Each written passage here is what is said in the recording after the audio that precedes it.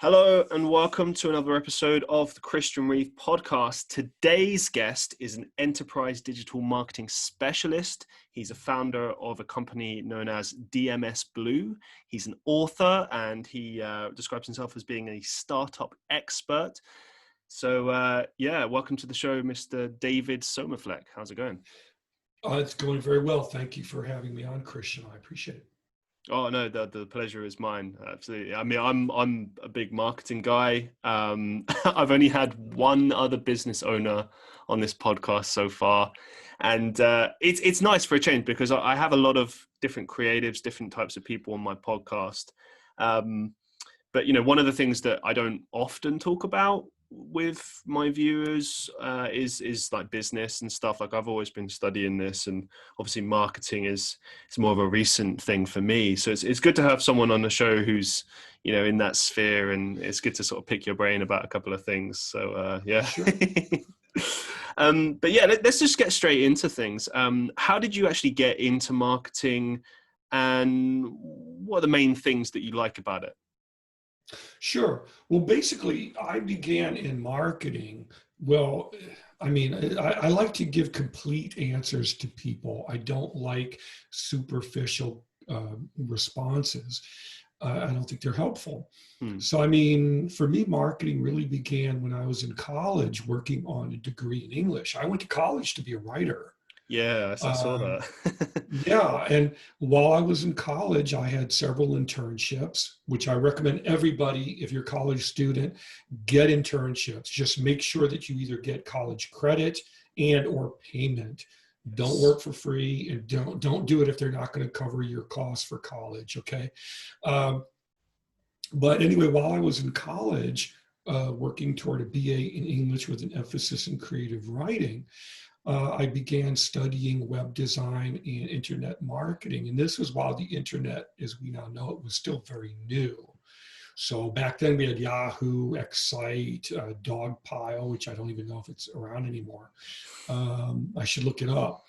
But that's when I began, building websites for local small business owners as a way to make extra income while I was in college and hustling like crazy, working these internships and a full-time student. And later on, I remember in college, my wife, we were then, dating, and she would come to the university computer lab, and she would come and say, look, it's 10 p.m. You need to, come home. You're going to have to get up at 5 a.m. Come on. You'd like to get a thing called sleep every once in a while.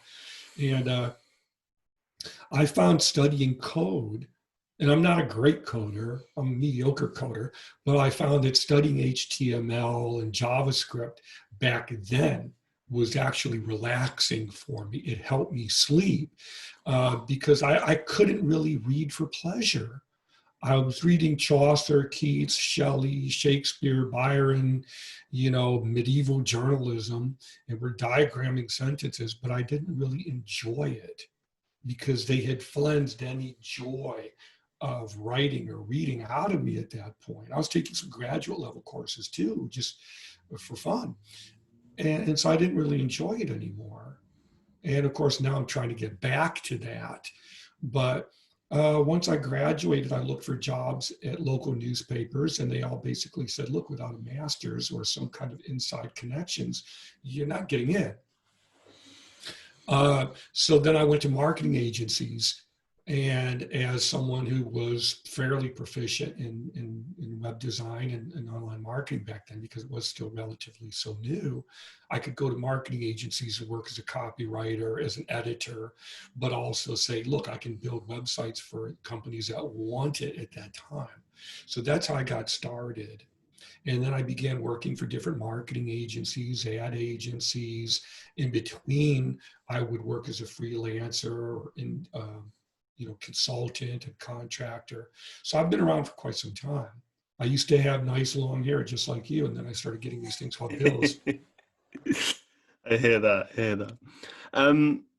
Yeah, I kind of, I guess when I was looking at your your LinkedIn and looking at this creative degree, and then obviously the transition to business, like that's something I can relate to completely. You know, I'm obviously creatively minded, and that's why I chose to study marketing at university. And just so many of those things that you're listing off, I can relate to. Like for me, I think what killed my kind of love of reading for some time was having to read these journals at university. It was all online based, which is a benefit of, you know, the time that I went to university. I mean, I think I can't even fathom going to university, like say 30 years ago, because it was, you know, there were a lot of things that I looked at with my course and thought, yeah, we're very lucky in the position we're in right now. But with that being said, yeah, these research journals, you know, I mean, the thing is, I understand if you're studying something like history or creative writing, but with marketing management and just business management in general, it was very confusing, because you would have these professional journals that were very, very scientific, because it was a research based university, which I understood, but they were written in such a way, like really verbose, like unnecessary wording, technical Yes. terminology. So you'd have to spend like I would say a couple of hours just figuring out what they're saying, Yes. and then looking into the substance of what they're saying. And often it would just be really kind of, sorry to say, but like stuff that didn't really have much substance. You know, it'd just be like a lot Yeah. of, yeah, just theory based, like, oh, maybe this is the case, maybe not. But one thing I did find that I always found really weird was that if the whole perspective is to kind of study what works, you know, like here's a good example, right? It looked heavily into things like scientific management versus human relations theory and stuff like that. Now, stuff like that made perfect sense. I could think back to jobs I'd had over the years and even to this day and think like what works in a business environment, what doesn't. But then there would be other things we would be studying and I'd be like, this has no practical application to actual Yeah. marketing and business and stuff. And it's like, that's where I'd get kind of confused about, you know, why they were doing all these studies and papers on something that isn't actually being used. That kind of blew my mind a little bit. Well, yeah, you're looking for relevance. Yeah. You know, how is this relevant to me as an individual, you know, trying to make his way in the world right now? And so much of it seems like pomp and circumstance or smoke and mirrors, and not immediately relevant to where you are in life or even where you want to be. And I think, you know, when you talk about education, they have a profound need to be not just informative and educational, but also entertaining. Even if I'm not saying they have to sing and dance, but they have to be entertaining in terms of it being digestible material that that can make it more receptive. You know, I mean, again, you know, diagramming sentences is not really fun when you want to be a writer. You can understand, you know, maybe now, decades later, I can see the importance of knowing how to structure a sentence. But do I do it all of the time correctly? I mean, I just, you know, I just opined, I just said a grammatically incorrect sentence. We don't all speak correctly all of the time.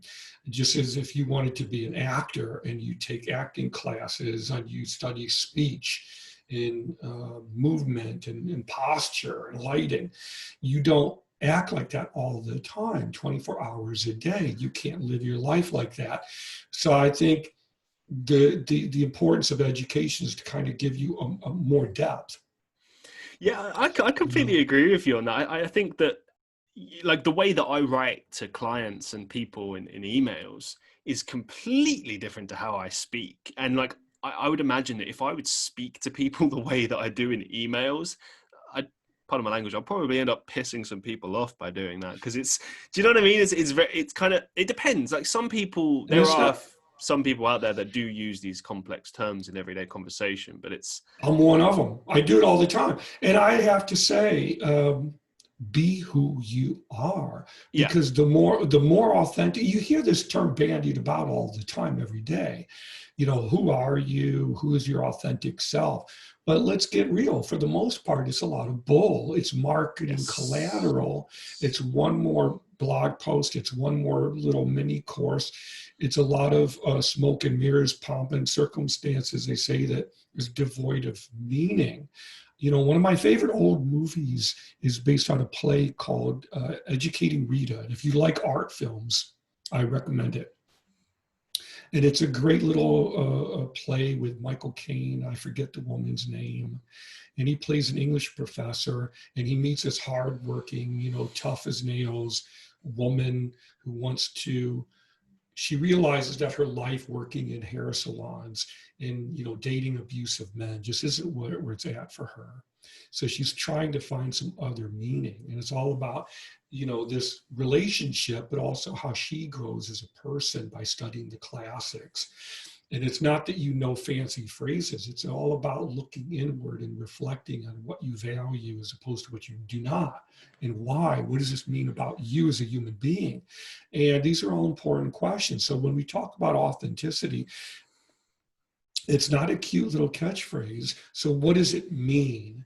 It really means that you're trying to find out who you are as a human, when everybody else around you is gravitating toward the next bright, shiny object, or how can I get attention and be a celebrity for a day on Instagram, before the next social media channel comes along, or they do something to embarrass themselves online, like, whatever the latest person has done, or they worship, some false idol. And I won't get into politics, but if you understand the reference, you know who you are.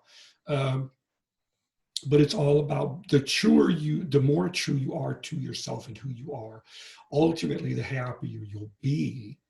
And the happier you'll be, people who are going to resonate with that message will resonate with it. And those who won't aren't for you. And that's really the true definition when they talk about niche marketing. That's half of niche marketing right there. My audience, my ideal customer, client, they're not people who need everything given to them simply. If you want simple writing, I can recommend many. I use my vocabulary. When I respond to emails, I try to keep it short and succinct, but I write in my voice. It's conversational. It's usually how I feel. You can usually tell how I feel through how I write, how I respond to emails. Let's just cut through the BS. I've started blogging more regularly, even though I don't need to, just because we're in a global pandemic and it's good to start writing again.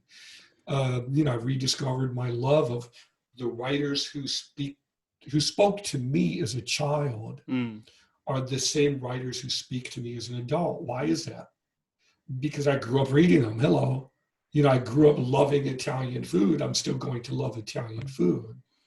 I think the trouble is that there's so many kind of schools of thought when it comes to like how to communicate within a business setting. I've worked for some companies who would never, ever dream of being in any way like informal, which I understand, because a lot of the time, how you speak, how you communicate, particularly if it's a business, people obviously perceive you in a certain way. So if they see something that kind of falls out of what they expect, then it creates like a kind of a bit of a contradiction, I suppose, or a bit of a weird paradox where it's like, hang on, that's not like the company that I know or whatever. But then if it's with individuals, as you said, like, if you're being more personable, trying to cut through the bullshit and just get to the point, then yeah, like being personable is so important. Like I remember in one of the roles that I had, I did a lot of outreach, which is just a fancy way of saying like sending out emails basically, or reaching out to people on social media.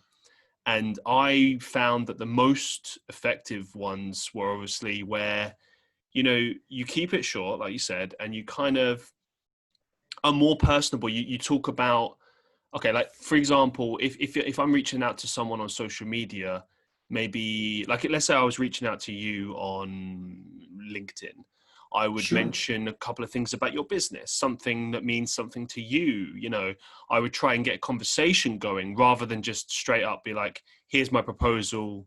Do you want it? Or, you know, here's what I want right off the bat. You know, like you got to build that kind of relationship. That certainly seems to be the kind of main trend, I suppose, as far as like marketing is concerned, on social media and email And marketing and such.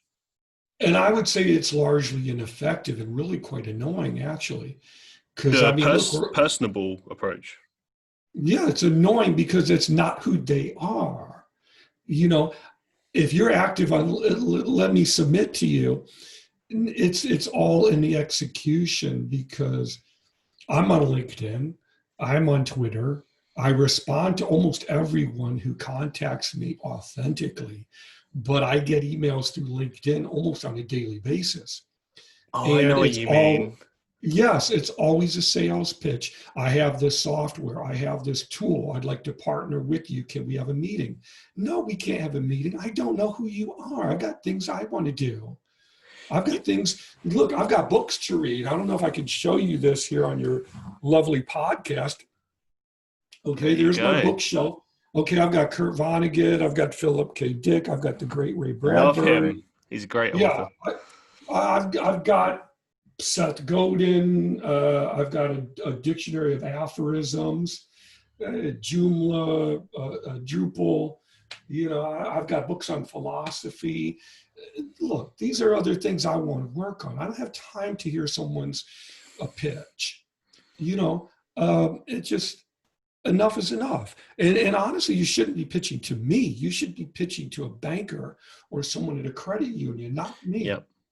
And really, it's also preparing a proposal, submitting to an organization, not random people on social media. That doesn't work. And I don't misrepresent myself to anyone. I always say, look, I'm retired. I love the work. I don't need the money. Thank God every day. I say, thank you, God. I don't need the money. I don't have to chase after clients like I was doing as a freelancer or even working for agencies. I can tell the agency manager to go take a running lead.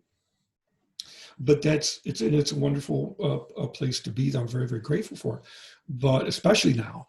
But the more authentic you are, the happier you will be. And the happier you are, the better your marketing will be because people will read it and resonate with it. I think There are another, marketers out there who write beautiful copy. And when you read it, you'll know it because you'll say, my God, this is really actually good, as opposed to just more pablum. another aspect I want to add to this as well, which I feel is very important, is that you briefly touched on it with the fact that, you know, you only have so much time. There are things you want to be doing, etc. But the time factor is such a big thing.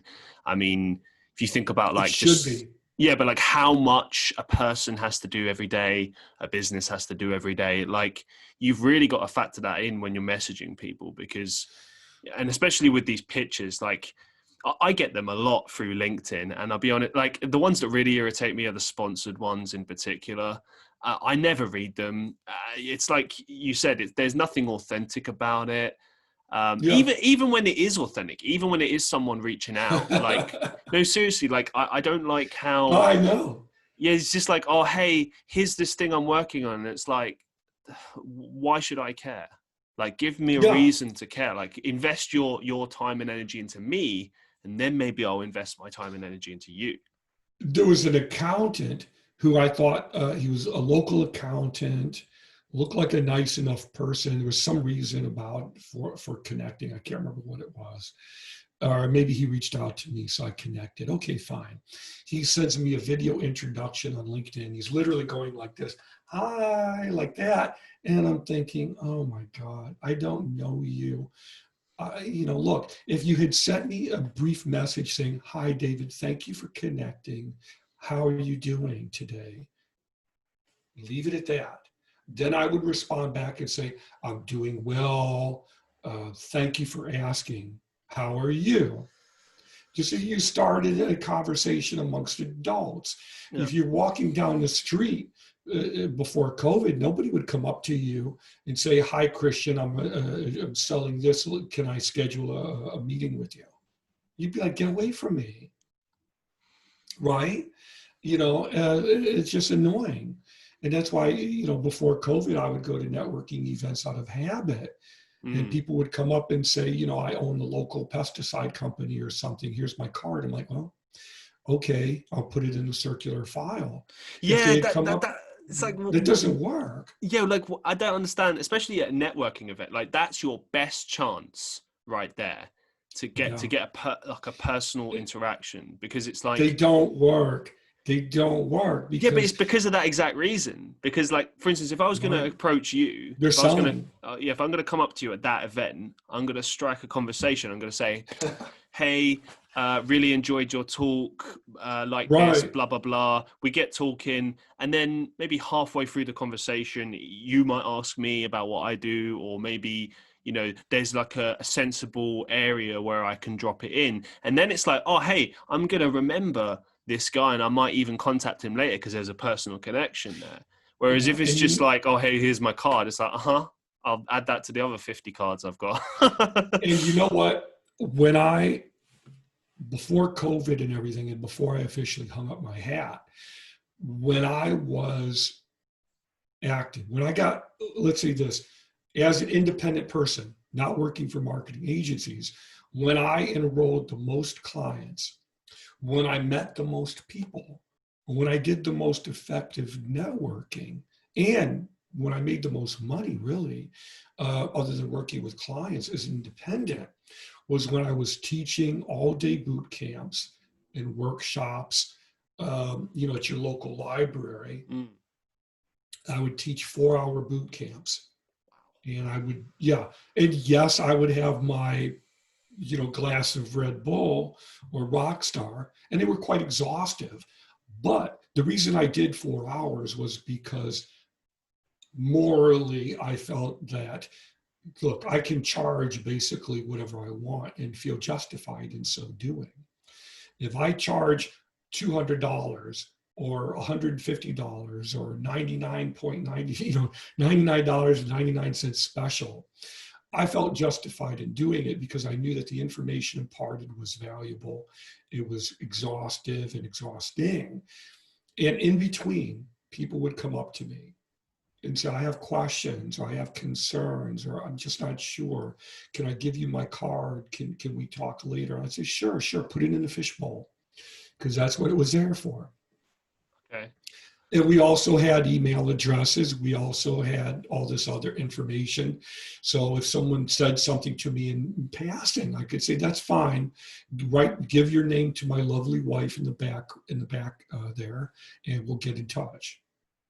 See you on the way out. Bye-bye." And we could do it like that. Now, I could pay the mortgage in one day, and that was great. But the reason that worked was because it was authentic. I'm coming to this situation from the position of being a teacher. The only reason I say I'm an expert is because what is the definition of an expert? Someone who knows what they're doing and did it for a living, right? I don't say I'm better than anyone else, but after 20 years, I feel pretty comfortable saying I'm a freaking expert. Now, several hundred business owners, okay, that makes me an expert. I don't know everything, but I'll either know the answer or I'll know how to find it. But it's important to me to come from a perspective of truth and truthfulness and being as authentic as you can. So, but that's why networking doesn't work, because you're taking random people and throwing them together, and they're all trying to make money. There's nothing wrong with that, but they're not connecting on a humanistic level. Who are you as a human being, Christian? Maybe I really want to know. And whoever you talk to, how are you doing? And really ask, what if they say, I'm doing lousy right now? There's a global pandemic, and maybe they're not sure if it's real or not because they're getting mixed messages from people they idolize or look up to. Or maybe they do believe it's real and they don't know what to do, or they feel trapped at home and they don't know what to do, or they're confused about what their future is going to be like. That could be a difficult conversation. Let's be honest, some people don't want to have that conversation. Some people aren't capable of having that conversation. I'm sure you've met people who aren't capable of having that kind of depth in their discussion, right? But we have to be willing to have that. We have to be willing to take the mask away. There's one of my favorite episodes of the old Twilight Zone show. I forget what it was called, but there's an episode where someone is dying and they're leaving their assets, to their family members who are hovering around them, waiting for them to die. And it's Mardi Gras time in New Orleans or something. And they somehow or other, I don't remember the exact plot, but somehow or other they put on these masks of avarice and all the 7 deadly sins, right? And it's the Twilight Zone. So of course the masks meld to their faces or something, so which of the 7 deadly sins they represent are forever, on their faces.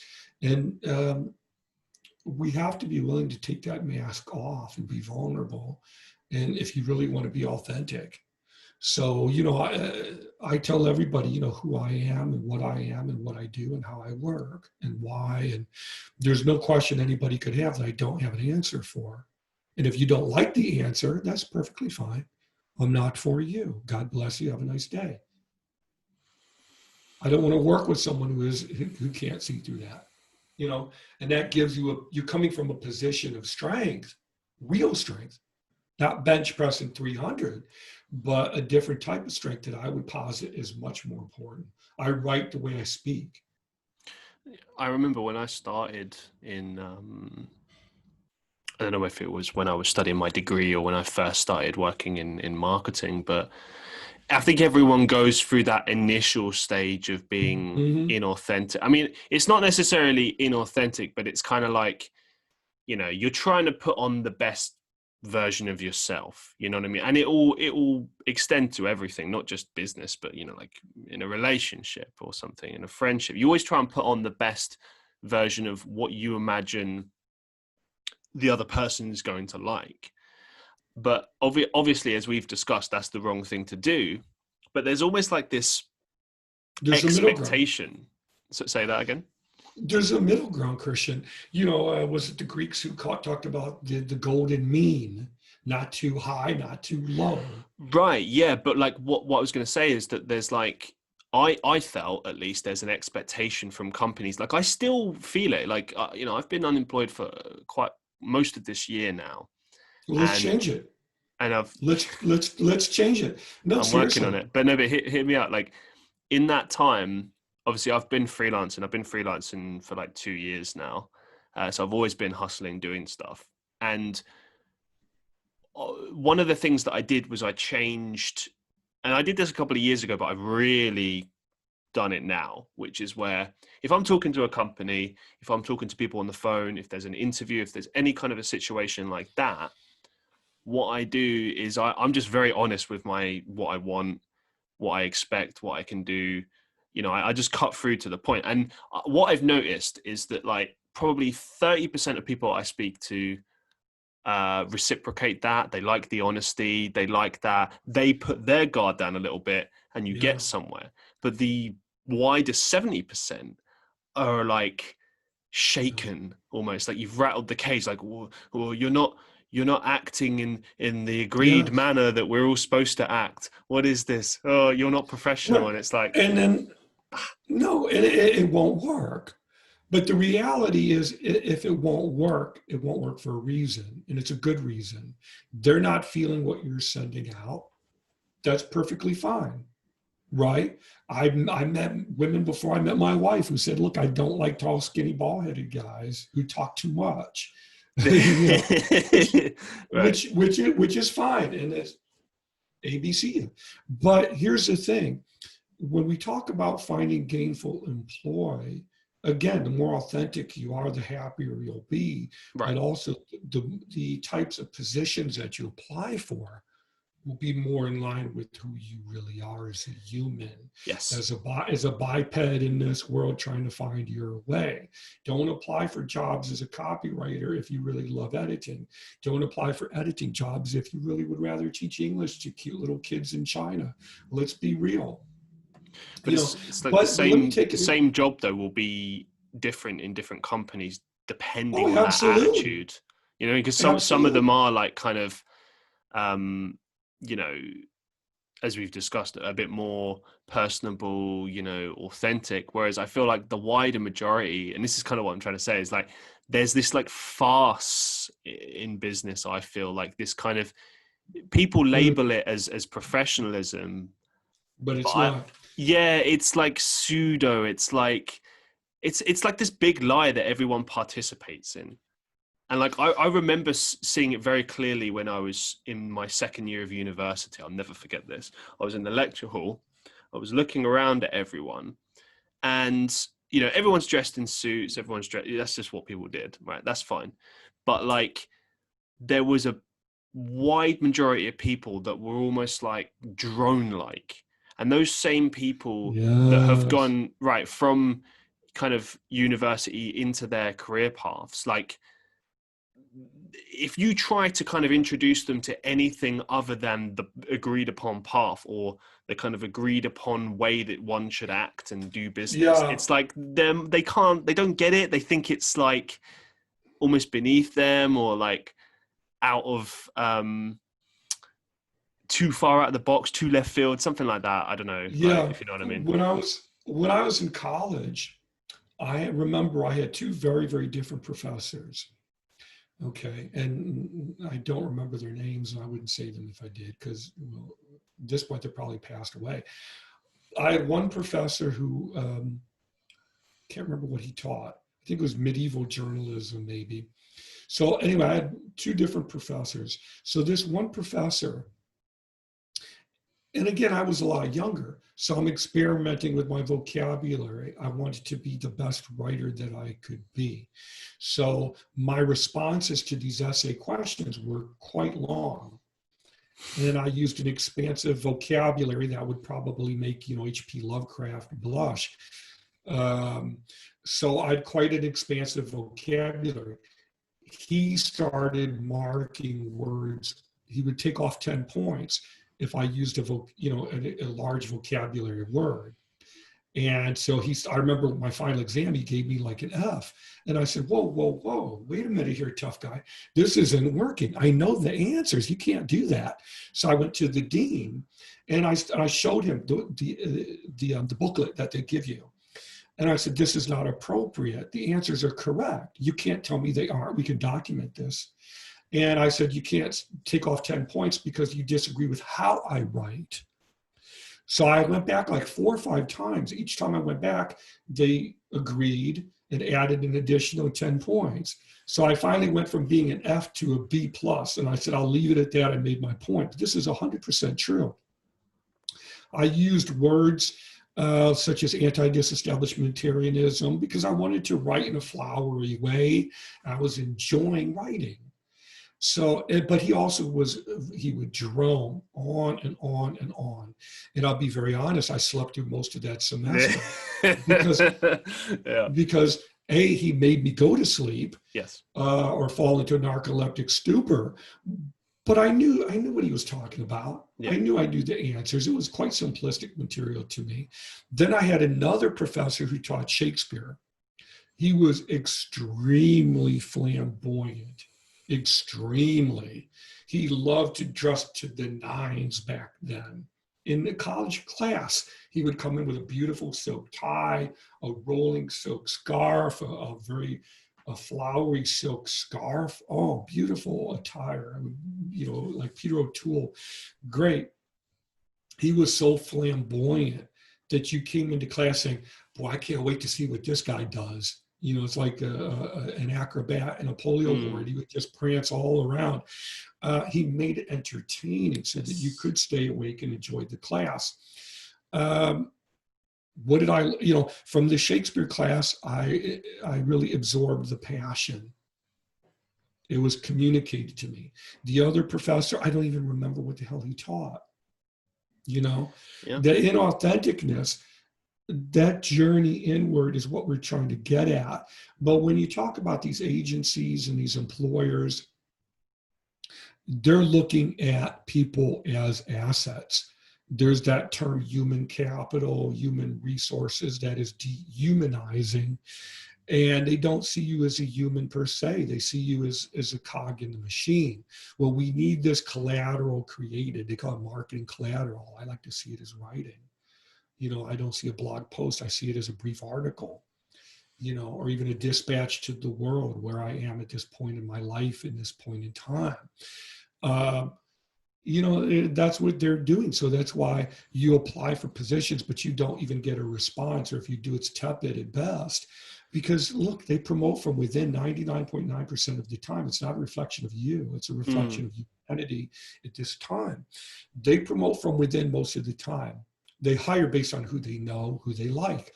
When I worked at agencies, there were people who had no idea WTF they were doing, but they were in senior level positions because they were related to the owner of the agency, Yeah. or they were dating a particular project manager, and that's how it worked. The last agency that I interviewed at 3 or 4 years ago, I'll never forget. I actually took a photo when I walked in.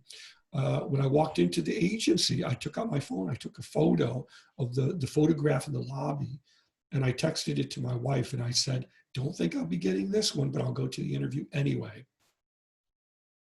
And what it was the owner of the agency was same age as me, and he's standing in the center of this photograph, and in the right and to the left, there were young women looking at him adoringly, I mean, very fondly. Okay. Now, I have nothing against young people. They're all in their teens, early 20s, all women, no males, okay? Yeah. And they're on their right, on the left. He's standing in the center of this photo like this, you know, looking quite pleased with himself, as well he should be.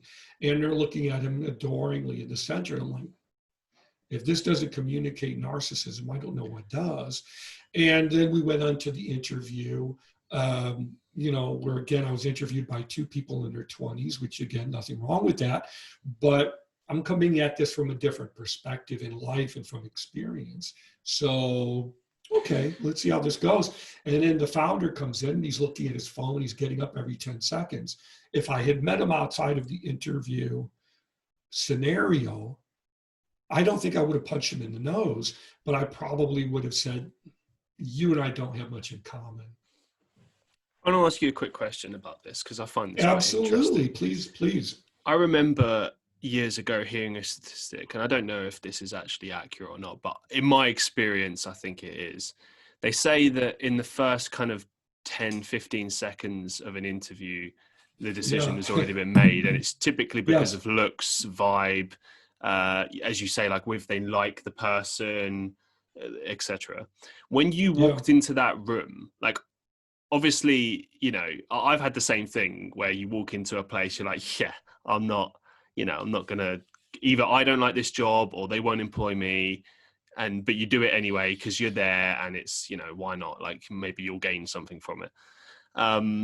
But yeah, like when you walked into that room, did they kind of look at you, you know, kind of dejectedly? Like, did they give you that vibe of like, yeah, you ain't got any chance? Or did they truly give you a kind of a shot to kind of sell yourself, so to speak? Like, well, I mean, let's remember to look at it from both perspectives. So could I have been biased when I went into the interview? Possibly, because I did feel discouraged when I saw that photo. And I thought, well, this is a great physical location. They're right down the street from my father. So, you know, I could go to work at this agency, feel extremely confident in my capabilities, and, you know, be 5 minutes from my father. I could pop in and visit him, which was really my motivation, actually, you know, which was, it served 2 purposes. That one, I could do work that I enjoyed, work that I felt very confident and capable in doing. but also was 5 minutes from my father. I could pop in and annoy him and check on him at the same time. So I thought it would be a great fit for all of those reasons. So I did want that job for those reasons, because it would be fun to do. More than anything, it would give me some, vacation silvers in my pocket, so to speak. But also, make it very convenient to pop in on him, regularly and check on things. So I did want that position.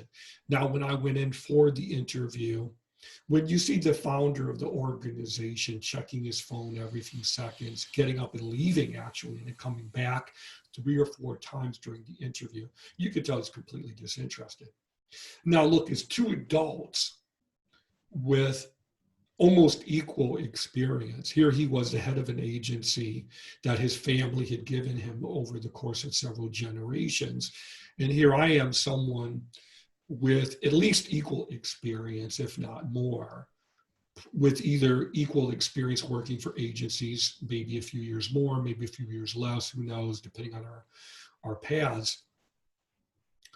At the very least, we should have been respectful to each other. He should have been respectful and just said, let me sit through this. But I also went in intellectually knowing that the majority of agency positions and positions total, period, people are promoted from within. Mm-hmm. You're promoted because you're dating someone or they're attracted to you. So that's the bulk of employment. Now with COVID, the opportunity is that we can apply for positions remotely from the comfort of our own home. You could be working remotely, eating a jar of peanuts and having your glass of Red Bull or water, and and every 4 hours or so get up and go, do some exercises or something. So it's something that we can take advantage of. There are more opportunities to work online remotely now than ever before, so that we can actually use that anonymity. And when you are active on social media, bear in mind, if you intend to work remotely, they're going to look at what you look like. Which, should they do it? No, but they're going to. So know that, if you're an older person, if you're retired, then you're going to be discriminated against on the basis of your age. If you're a minority person, will you be, discriminated against? Probably. If it's possible that they can do it, then they probably will. So you have to take all these factors into consideration. Change your social media accordingly. If you're, a Caucasian guy in your 20s, you'll be seen differently than if you were a Caucasian person of color. I don't agree with that, but I would submit to people, take these factors into consideration and plan accordingly. Don't give employers something that they could use against you. Do you think it's worth saying though that obviously not all companies think that way, and No, certainly, absolutely, not all companies do. But those who focus on those particular things, not just the really horrible things, but also just the kind of things like they care a lot about your social media, or that that kind of bothers me, like in the sense that why does it matter what I'm at online? Do you know what I mean? Obviously there is a line. If you're kind of in a position where you're actively representing the business, let's say you're in PR, sales, something like that, I do kind of understand that you need to have a professional social media presence. I get that, but a lot of the time, a lot of marketing positions, it's behind closed doors. Do you know what I mean? It has nothing to do with anything. I'm pretty sure, I'm not certain on this, but I'm pretty sure that because I'm very active with all the things that I do online, sure, I'm pretty sure that actually shoots myself in the foot as far as getting marketing work is concerned. But let me tell you, that's the thing. I'm not bothered about it. Because right, and here's the thing: you can do it both ways. If they ask for social media links or something, you don't have to give it to them. No, but Or they'll look for it anyway. Is my point? Like, it doesn't matter if you give it to them or not. Like, people are going to search right. you regardless. And you conversely, one way to combat that is to say I'm social media agnostic, or control what you put on social media. Of course, yes. I remember applying for a position years ago with a very large global company, to go in for a position that I felt eminently qualified for. I knew I could do the job in my sleep. It was work that I enjoyed doing or would enjoy doing. Didn't feel the least little bit uncertain about it. I mean, I would eat it for breakfast. And I'll never forget, the recruiter told me, he said, "You seem to be too active. You seem to be too active. I don't think you would enjoy working in an office." Now, my response was, "Sir, I worked in offices for most of my adult life. For at least 30, 35 years, I worked in office environments. I never went bug F crazy. Obviously, I have quite a number of references and testimonials and certificates and degrees. So obviously, I can work in an office environment." It was a hollow response. He could have looked at me and said, "You look too old." And obviously, you don't want to say that. So whatever the response is, ultimately, it's like someone saying, "You know what, Christian, you seem like a nice guy, but you're just not for me. I'm not going to do business with you. They don't want to date you," whatever. It's right. It's exactly. But I prefer the honesty, to be honest, because at least right, I would have too. Do you know what I mean? Like, I I can't too. count how many times I've received rejection emails where it's just like, "Oh yeah, you don't have the experience. Oh yeah, it's not the right fit." And it's like, they don't ever give you anything, but you can make your own guesses as to why you didn't get it. Right. And I'll take this a step further too. And when we're done with our podcast, talk to me for a couple of minutes afterward, and I guarantee I can help you, or at least I will give it my utmost and see what I can do to help you. Okay. And I'll tell you how. Here's what I did, and I would submit that it would still work today. Okay. Compile a list of every freelance site that you can find that's reputable, that is legitimate, and not a spam or scam or phishing type of website. Okay. So I have a list, and I don't even remember how many it is. And I sell it on my site. Okay. I'm not going to do the hard sell at all. But here's the thing. You put together that list, then you refine it. Give yourself, a week or two to refine it. And then what you do is you go to that same list. And this was taken from a guy on Reddit who actually said the same thing. I can't remember his name. But it's a really quite simple idea. You go through the list, you refine it, and then for every site that you can, you go to it and you create an account. You subscribe, create an alert. And every time you see a position that you like, you submit your resume. If at all possible, at every chance, get into a personal discussion with them.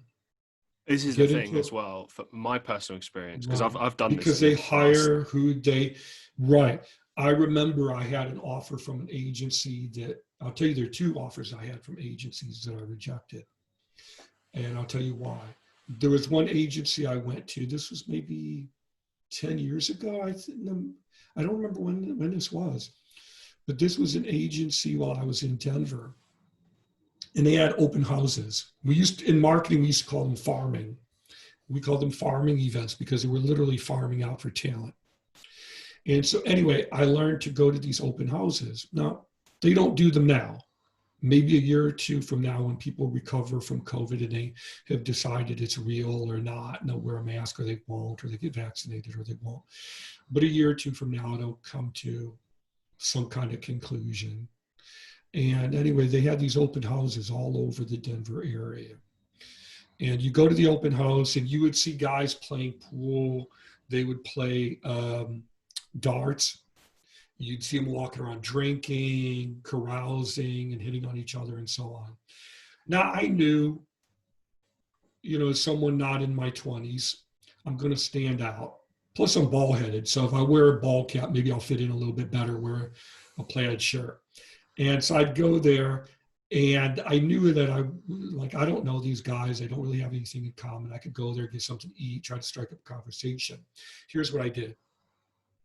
I'd go to the offices, and I'd look for people actually working in the offices and not drinking or carousing. And I'd go in there and I'd say, hey, how's it going? I'm here for the open house. How are you doing? What do you do? And he said, oh, man, I'm really trying to get more work done. I don't have time for BSing or whatever. And I said, no, I totally understand.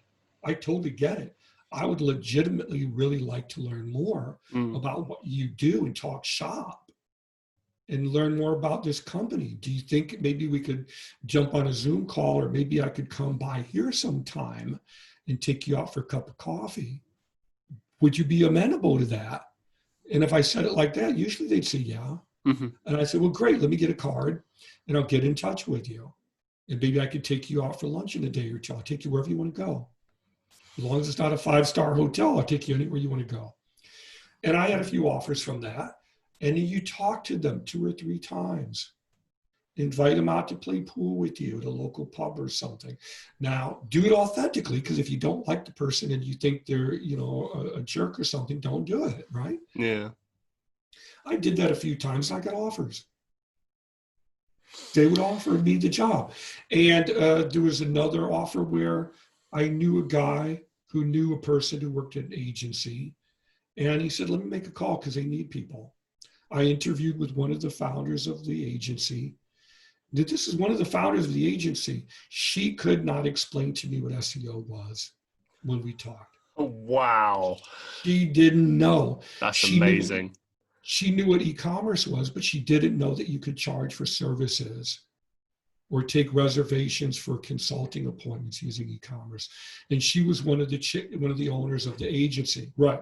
She didn't need to know. She didn't need to know because she's sitting there. It doesn't matter if you're the owner of a company, you need a basic understanding of these things. You should know, but she didn't. She signed the checks. She kept the lights running. She kept the machine humming, as they say. But how can you not know though? Like in the sense that she outsourced everything. Yeah, but you don't know like how effective the people under you are. Do you know what I mean? Like if it's working for you, like if you look at your SEO team and you don't understand what they do, then you have no idea if you're underpaying them, overpaying them, if they're bringing in leads for you, if they're doing nothing for you. You got no idea. Like that's crazy that this person would not know that. I'll tell you, I've had. I was a volunteer mentor, certified small business mentor for a government agency, off and on for about 10 years. It would always blow my mind when I had large multi-million-dollar agencies, all of them family-owned, and they would get in touch with me because they wanted my consulting advice for free, of course, because it was through a government agency. And Yeah. And I did it for a while because I thought it was fun. It was interesting. And you could do networking through them. And that's another thing I recommend you do as a way of reaching out. They had no idea, technically 9 times out of 10, they had no idea what was going on because they outsourced everything. So they didn't know. So I had one agency, I'll say it was a multi-million-dollar marketing agency in Florida in a very affluent area where Judge Judy resides. So I'll leave it at that, okay? Multi-million-dollar agency. They had no idea. They were losing clients left and right. And the person in charge said to me, help us. Sorry. This is the owner of the agency. She said, we're losing clients left and right. We want to know more about this internet thing. We're not able to compete with these other agencies. When was this? When did this happen? This was roughly, and I don't want to pinpoint the person. I don't think I have. I would say within the last 5 years. And they said word for word, pretty much, help me with this internet thing. Right. How old was this person? About my age. I mean, are you like late 30s, early 40s, something like that? God bless you. I'm a little bit older than that. So she was old enough to know what's going on. And she had no idea. She had no idea. So I said, that's fine. I'm happy to help you. let's take a look at your company website. I'm happy to, as part of this, I'll give you my assessment. Mhm. Take it or leave it. Take it or leave it as it is. I told them what I recommended. And completely overhauling the agency to stop looking at PR, to stop looking at in-person networking events, to stop spending all this advertising capital in physical newspapers and yellow pages and billboards, and to focus more online. Either you're online or you aren't. And so she, but anyway, that was that experience. But I see it over and over again. It's you go back to looking inward. People aren't being honest about what they really want and who they really are. Employers can't tell you, look, we discriminate.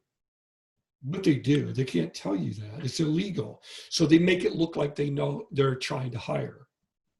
They can't say, well, we're not hiring for anything because we're promoting from within for everything. So this is what you meant before about that point, is that while they are making external adverts, their intention is rarely to actually take someone externally. Right. I mean, come on. They promote from within. I worked at a university as a professor. I was a journalism professor at a university. I also taught English at another university. And I enjoyed the experience. But they always hired people they knew over people who are eminently qualified. I've seen this. Like I'm not disagreeing with you in the slightest. I'm just intrigued by that point that you made, because it kind of almost suggests that, like, for the most part, external job adverts are just done to save face, just to kind of tick a box and say, hey, yeah, we're doing what we need to do, but actually we have no intention of bothering with these people. Because they have to legally. They can't legally. They're not permitted to discriminate on the basis of age and gender and ethnicity and religion and other factors, but we all know that they do. And right. Most jobs promote from within. That's been statistically borne out. It's in multiple sources. You can Google, age discrimination, gender, and so on. And for sure. No, I've these seen articles. That, yeah. So they do it. They're all, how many companies promote from within? You can type that into Google and find out. So what you have to do is find a coping mechanism. How do you deal with that? And the way you deal with that is through sheer volume. Through sheer volume. How did I find positions working at marketing agencies? Well, I found positions at marketing agencies by going to events, holding events, asking people to meet me for a cup of coffee or have a lunch somewhere, and trying to find out. Let's cut through the bullshit here, if I can use the expletive here. Let's really talk as two human beings here who may or may not have mutual interests, and that's where we try to intersect. And if you have several interactions over a period of time, then they'll begin to see you as a human being and let their guard down. I'll never forget, I had a position at an agency once where, this was like 20 years ago. One of the people there wouldn't speak to me. He was cordial. He, if you said good morning to him, he wouldn't just tell you to go, jump off a bridge, but he would say, like that, and kind of, wander away and kind of mumble something under his breath. Didn't say anything to me, really. Which department did he work in? HR. Okay, which is the antithesis of human resources, of course. And anyway, I don't know. In my experience, the type of people that you've mentioned tend to work in like IT or something. Yeah, because they're behind computers and they don't know how to talk to you. Right. So you have to ask them if they'd like a Monster, a Rockstar, or a pizza. And so with him, I remember, we'd see each other and be cordial, but he'd never speak to me. And after about 3 years, finally we started talking. And I think what it was is he would bring his kids to work sometimes. They would have, tickets to the ball game or whatever. And I would always, interact with his children or be polite or whatever. And something happened after 3 years where he would let the wall down and he was like, all right. So what are you doing after work? Which was like a huge deal. And I said, well, I don't know. I think I might go play a game of pool and maybe get some pizza before I head home. Because there was a place down the road that was quite good. They had a little pool table in the back, and I liked it at that time. And, we'd watch a football game or a boxing match or whatever. And so he's like, well, I might try that for a few minutes.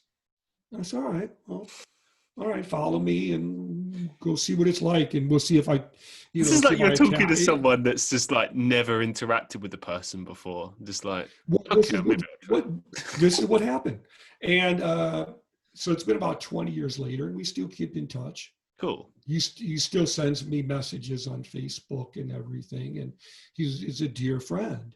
He's had a stroke, and he's retired now, and he's in bed most of his life, from what I can tell. He's on Facebook constantly, 24 hours a day, like a fiend with Facebook. But we still keep in touch. But that's my point. You try to break through this artifice that we have in society now. People are so in this concept of superficial things, the bright, shiny object syndrome, the tool of the day, the hack of the day, the magical guru who has all the answers to all your pain, who has the answer that, and you don't have to do any work at all. You'll be a millionaire overnight with no money down. And people believe it because they want an easy answer, and complexity is the enemy. It doesn't work. Don't give your power away. And conversely, other people aren't going to give you their power and their influence away. And you have to find out, are they really standing for something, or are they full of BS and smoke and mirrors? So, what I would tell anybody, if you're out there struggling, my heart goes out to you. I know what it's like. Put together your list. Go through it every day. Do what you can to break through that wall of resistance. And try to connect with these people on the basis of what they really like, mutual help, mutual care, and try to have 2 or 3 conversations with them face-to-face on Zoom or Skype or WebEx, or there's one called Whereby that I like. You could go to Jitsi, you could go to whatever, and try to have some video calls and conferences with people about things that you're mutually interested in, and talk to them so that all this pretense and BS is removed. And then you can really cut through, can I work with them? Do they want and need what I can provide? Do they value it sufficiently to pay a livable wage? Are they really hiring? Or are they just saying they're hiring? Let's talk about this. Connect with all these Slack networks. And that's how you do it. And, after 3 or 4 interactions, then you'll know. Since you're giving like tips and advice out here, I think it's a good time to ask you this question. What are some easy ways to grow a business successfully? It's a tough nut to crack. I mean, there's no, and I think that's why you have that little faint smile on your face. There's no single answer for everyone. But what is the best way to start a business? To grow a business successfully, because obviously, as we know, it takes time to grow a business. And there was a statistic I read years ago that was it 80% of startups fail in the first year? More than that. Was it more than that now? Oh, wow. Okay. Oh, yeah. According to the U.S. Small Business Administration, it's something in the 90s. The overwhelming statistical majority of small businesses will flop within their first 3 years of existence. God. Now, my job is to reverse that trend. That's my mission that I would love to take up. The problem that you run into is that overwhelmingly the majority of these nonprofits and startups and small businesses, they don't want to spend any money. This is just the truth. They either don't want to spend any money. I'm not laughing because you're wrong. I'm laughing because it's just fact. But they create the drama. That's the onus of this. This is the heart of the matter. They create their own problem. The solution is already there. The key is on the table. It's like Sartre's famous play No Exit, where they're trapped in a living room, and hell is basically this living room where you live with people who are just completely obnoxious to you. People constantly criticizing you, picking at how you dress and how you brush your teeth or whatever. They know every detail of you, and you live in this living room with them 24 hours a day, 7 days a week. You can't leave. And at the end of the play, one day Satan opens the door and says, look, there's all these doors. All you have to do is go through them. And they argue with Satan. And they say, well, Satan, we couldn't go through the door because it opened to the portal of hell. And he's, well, yeah, that's true. There's 5 doors. 4 of the doors open to the gateway of hell, but one of them opens to your fondest dreams. All you had to do is try. You could slam the door shut, but you won't do it. You won't walk through the door. And then the play ends and they all go back to being miserable. And why is your hair combed that way? And I don't like you snore in your sleep. And they fight and they argue and they go back to purgatory. It's like living the ultimate dorm. And, but, that's the whole thing, is that the majority of businesses fail not because there's not a need, but it's because they fight with themselves. They hire family members over people who are qualified. They will go and pay $5,000 for an ad in the yellow pages when, their website won't work on your smartphone and they can't get on the first page of Google. So it's not entirely their fault. They don't know what they don't know. But it's a self-fulfilling prophecy, so it's quite hard. And restaurants have an even higher percentage of failure. And of course, that failure rate is compounded with COVID. Yeah. So it's quite a toxic brew. So I always offer to help small business owners and nonprofits who want the help. That's the key. And I always say that if you're not committed, if you don't believe you're a committed business owner or premium service provider, don't talk to me. If you do believe that you're a committed business owner or premium service provider, I'll be happy to talk to you for free for a half hour. I'll answer any questions you have. I'll legitimately try to help you. But you'd be surprised how that cuts through the BS very quickly. But I hope I'm answering your questions, because we're having a good conversation here. I want to answer every question you have. Yeah, I mean, I've got endless questions for you. Don't worry. We can have part 2. I'm fine with that. Absolutely. But yeah, no, I mean, since we're sort of steering more towards what you do, let's talk about your company. You're the founder of DMS Blue. It's a company that combines digital marketing practices with lean project management practices to help business owners improve their business. Now, you've touched on that a little bit, but what I want to ask you is, how did this company come to be, and what are the main benefits to business owners from working with you? Yeah, well, basically, there was a point in time where I had my own marketing agency in between working for marketing agencies and being a consultant. And I started my own marketing agency quite a few years ago. And the overhead was massive. And it wasn't worth it. Any business owner should know their P&Ls. And from a P&L perspective, the profits versus the loss, it wasn't worth all this what you're spending outward. So that being said, my business DMS Blue is basically me as a consultant. It's my initials. It's what I do as a digital marketing consultant. That's what I enjoy doing.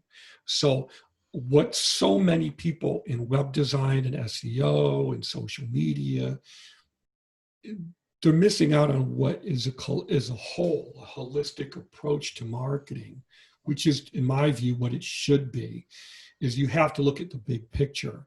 So I have, people call all the time and they say, well, how much is a website? How much is SEO? How much is social media marketing?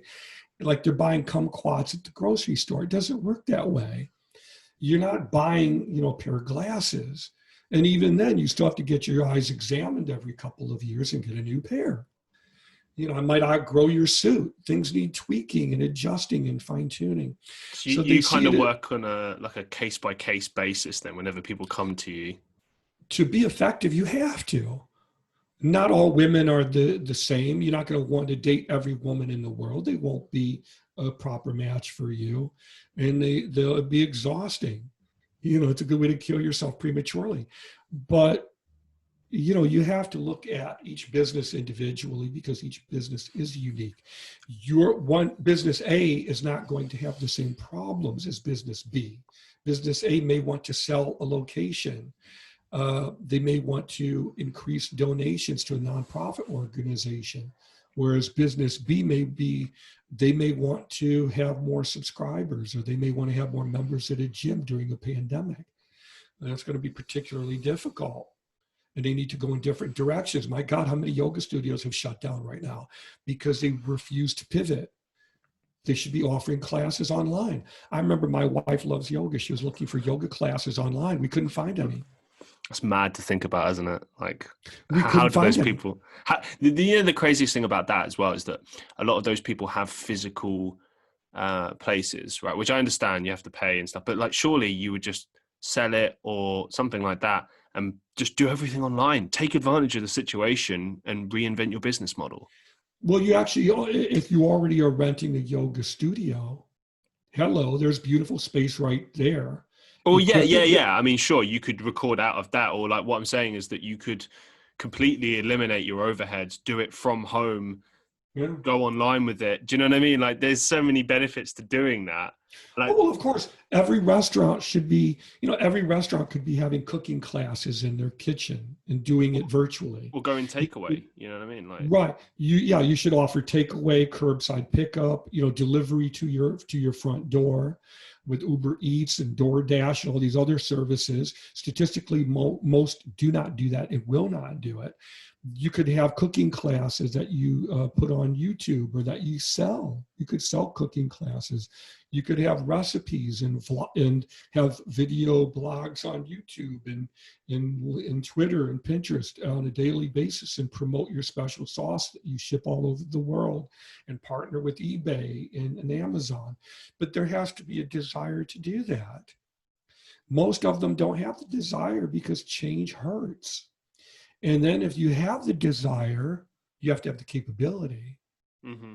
This is one of the reasons why I always say do-it-yourself marketing doesn't work, because what are the chances that you, and I'm not saying you, Christian, but you, the viewer or the watcher, what are the odds that you are an expert in SEO, in content marketing, in design, in branding, in content marketing, content repurposing, in podcasting, and that you enjoy all of these things and will do all of these things on a regular recurring basis, such that you're going to see some ROI, some return on investment traction from your efforts, so that you see the results that you want and you do these things regularly.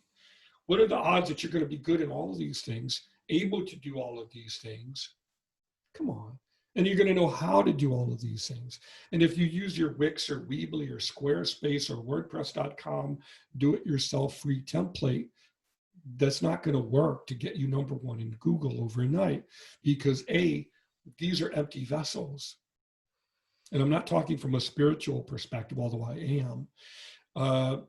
You're talking about an automated template used by millions of other people across the globe. What I will say that I partially disagree with you on this, and the only reason is that I think with things like, for instance, getting to the top of Google, I don't think you necessarily have to do that by paying an agency or whatever. For example, I was able to do that with my website. Now, my website is based off of Wix. I eventually paid to have the URL, etc. Now, don't get me wrong, I set up the website in 2017.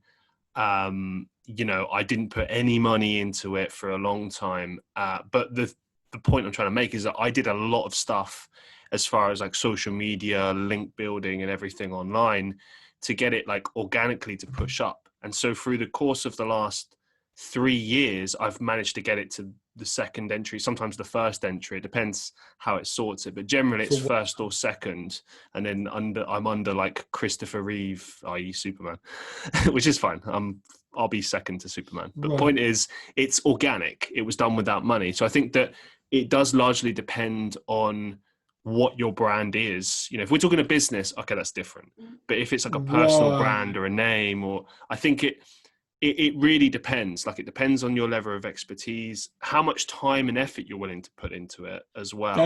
That's a key component part. And the other part is like what you said, if you're known as an individual, as a person, not as a company name, or for a specific type of service, which is what most small businesses, and for that matter, enterprise businesses, want to be known for a type of service they provide where there's massive competition.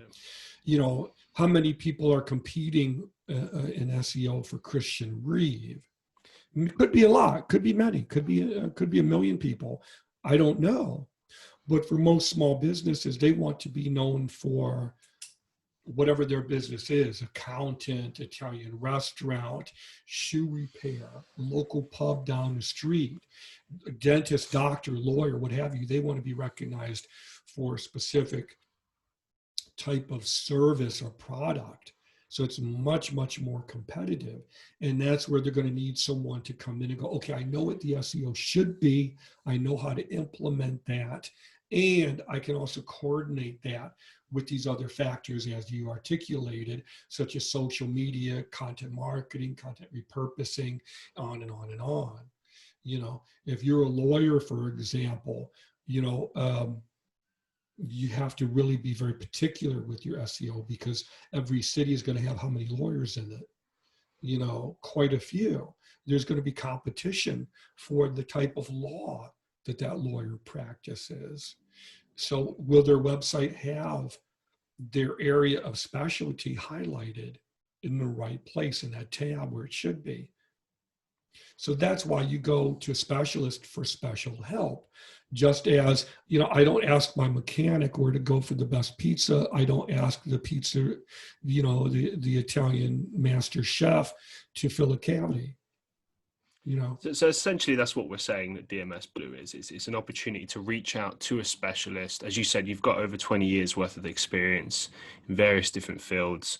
So whatever the size of the company, if they're coming to you, they're going to be able to rectify their problems, and you're going to be able to steer them in the right direction, so to speak. But I want to go on. Sorry. Well, I was just going to add, if I don't know everything, I'll certainly know where to find the information. Right. And I enjoy putting a lot of information there so that people can really peruse that information and gain from it. So I have an FAQ page. I have scholarly articles and links to scholarly journals. There's a wonderful, wonderful thing. I mean, people don't know that this exists. But when we talk about digital marketing, we're not just pulling it out of our backside. This is based on science. There's Stanford University has the Persuasive Technology Laboratory that they've spent decades studying what works and what does not work. Oxford has something called the Internet Institute, I believe, where they study the internet ad nauseum. So I think it's really important that everyone know about the science that goes into this if you're interested in using it in a smart, effective way. Don't put the future of your business in a free do-it-yourself tool that probably isn't going to work for you. I mean, I'm a home cook. I don't think my food is going to be at the same level as someone who is an expert like your Gordon Ramsay or whatever. You know, obviously, you know, I might know how to change a fan belt, but I'm not going to say, sure, Christian, I'll fix your car so you could get on the interstate again. You take your life in your own hands. You know, would you put the future of your business in the hands of an automated do-it-yourself template? That is a good question, because I suppose that might be something. Well, that's the thing. Right now, no. But in 10, 15 years from now, I mean, yeah, you look at how fast technology is moving. Marketing is moving extremely quickly in the same way. I mean, the way SEO worked, say 10 years ago versus now is completely different. You know, but marketing cannot and will not take the place of human ingenuity and creativity and innovation. If and when it does, you and I would no longer be human. And, you know, I mean, and that's really the basis of marketing in general, is being creative, being insightful, being authentic, and trying to cut through the effluvia that so much of society is focused on. for lack of a better metaphor, it's like creating your own personal cult. Because, you know, if you look at politics, that's certainly what Donald Trump has been very successful in doing. Yeah, I I guess mean, as a I'm not marketeer, supposed to get into politics. no, that's fine. It's fine. I think Uh, it's a good thing to look at, because there is obviously a lot of marketing in politics, and I think Donald Trump, whatever your opinion of him, good or bad, uh, as a marketer, as a businessman, as a guy who's been branding himself all of his life, I think he's done an exceptional job as far as marketing of himself is concerned. well, you know, I one of the educational things I did a long time ago. I attended this series of workshops in Colorado. I'm having a senior moment. I can't remember what. It's a progressive institute that was formed by the White House Project and the Colorado Board of Education. And it was each meeting, we met every day for several weeks, I believe. And each meeting, it was all day long. It was exhausting. You'd have to be there in the morning. It took an hour to drive there, maybe an hour and a half. Beautiful drive through the mountains of Colorado, though. I mean, you just want to stop and just have, you know, a cup of tea or something and watch the buffalo. It's just breathtaking. And we were there all day long. And we would have workshops and seminars and exercises that we would do with other people. And you would either say you either wanted to be a candidate or you would advise the candidates. Now, I thought back then, look, I'm not Brad Pitt, so I'm not going to be a candidate. And it's just a genetic ticket I was given at the booth. And so I said, well, I'll advise the candidates. Thank you very much. And so we studied what was basically, it's called messaging. And the uber gurus of messaging are George Lakoff on the left and then Steve Schmidt on the right. And you can look these guys up. And they're both brilliant in their own ways. And they're messaging experts. And Barack Obama had his messaging expert. I think it was Axelrod, who was on MSNBC a lot, David Axelrod, I think. And I think he had a marketing agency before he took up Obama. He may very well still have a marketing agency, and they all do. So basically what they said during that was the candidates who win are the candidates who have the best messaging, the candidates who have the best packaging, the best identity. And I remember telling my wife, I said, Obama's going to win. She said, well, how do you know? And I said, well, he has the better messaging. He's on brand. His logo looks better. It did. It looked corporate, but it was a more memorable logo. The sun coming up, a new dawn. And his messaging was much more powerful than John McCain's.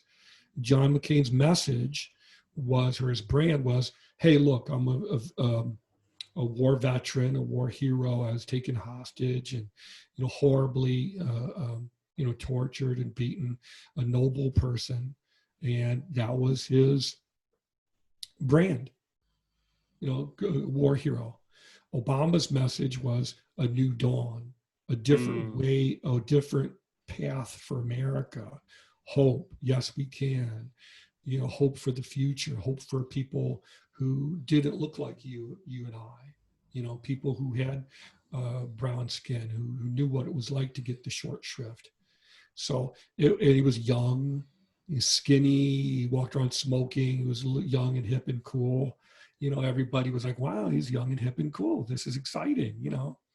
And so it was very different. His brand, his marketing was more robust. He just hitting on more cylinders. So we knew he was going to win.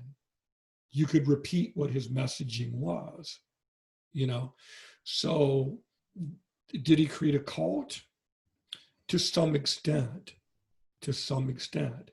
The cult of Obama was going to these events, getting fired up, listening to the speeches, you know, hearing him being interviewed, you know, going and donating and getting the phone calls. And I remember I volunteered for the campaign. So obviously, you know, where I stand is clear. And I remember bringing several boxes of pizza to the campaign headquarters and saying, I'm here to help. You know, I'm a marketing guy. If I can can contribute as a marketing guy, I'm happy to do so. I'll give you my advice to local candidates. I went through that series of courses and became a fellow of that Progressive Institute and went on to advise somewhere between 6 or 9 candidates. And some listened to me, some didn't. But it was great fun. But I forgot what the original question was. I'm sorry, I digressed. It's good. It's good. Obviously, you were talking about the marketing success of Obama, which I think is equally as interesting, and it pretty much said, well, answered at least what I wanted to know about Trump. But I suppose I'd like to know your thoughts on Trump's marketing campaign as well, because obviously it was vastly different to Obama's, but there is that similarity as far as being on brand. Because with Obama it was "Yes, we can," whereas with Trump it's "Make America Great Again," which is still a very big brand, so to speak. Yeah. His handlers, let's say, his advisors, were very brilliant in knowing that they had a candidate who could speak to the camera. Not particularly photogenic, but he knew where to stand. And we've all seen these political candidates or politicians in front of the camera be extremely awkward. Yeah, they fum and blah blah blah, blah, like they have a mouthful of marbles. There's that famous thing where who was that Indian guy? I can't remember his name, who was a Republican, and he had this famous thing where he came down some staircase and spoke. A real slim Indian guy, very intelligent, but he just did a horrible job speaking. And his career, fit a lot of people, to be honest. Well, he's a Republican guy. I can't remember his name, but Buddy or Bubby or something or other. I can't remember his name. And then Marco Rubio did the thing where he was sweating profusely and drinking water constantly, very awkward in front of the camera, not at all comfortable. So they knew that Trump was comfortable in front of the camera, very comfortable in front of the camera. He already had a brand established as a magical guru guy, multimillionaire. He had his own reality TV show for quite some time in American television. So he was very well known, very well established. So when he ran, it was exciting for a lot of people. Maybe this guy will be different, and that was how it really got started. But as far as him going for a base, his base were people who believed that America wasn't great or had been great a long time ago, and were people who were, had a lot of fear and had a lot of insecurities.